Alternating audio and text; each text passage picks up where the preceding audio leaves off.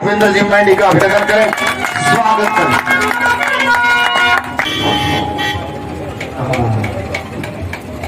किसान मोर्चा के प्रदेश अध्यक्ष भाई सुखविंदर मांडी, धन्यवाद। जोरदार ताली से भाई का स्वागत है। आगे हो थोड़ा थोड़ा हो सीधा करो।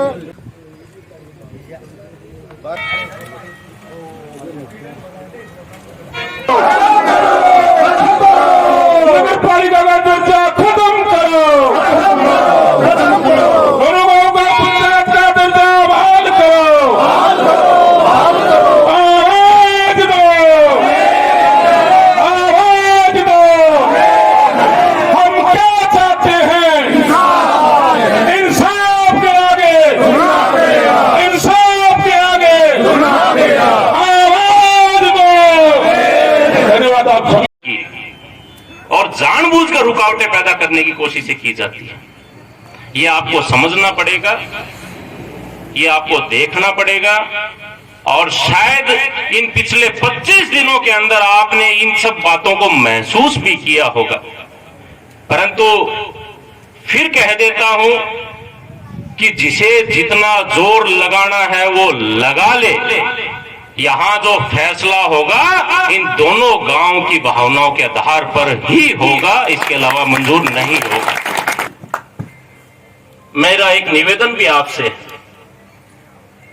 ये एक सरकार के नुमाइंदे की तरफ से, तो पिछले काफी दिनों से कर्मिक अनशन की भूमिका में है और रोजाना 5 साथी हमारे इन दोनों गांवों के भूख हड़ताल पर बैठते हैं। ठीक है, लोकतांत्रिक तरीके से, और ये जो दोनों महापुरुष हैं इनके पदचिन्हों पे आप लोग चलने का काम कर रहे हैं, ये वाकई में काबिले तारीफ है। परंतु निवेदन ये है कि इस कर्मिक अनशन को अगर आप रोकने का काम कर दें तो ज्यादा बेहतर होगा।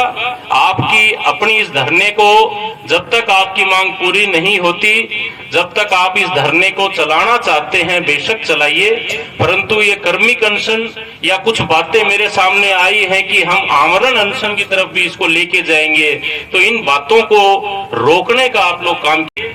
जहां कहीं भी आपको आवश्यकता है उस जगह पे बेशक मुझे अकेले जाना पड़े या आप लोगों को भी अगर साथ लेके जाना पड़े तो बेशक किसी भी स्तर तक मुझे जाना पड़ा, मैं चलने के लिए पहले भी तैयार रहा हूं और आगे भी तैयार रहूंगा। आज आपके बीच में आया और आप सब ने जो ध्यान से मेरी बात को सुना, इसके लिए आपका धन्यवाद।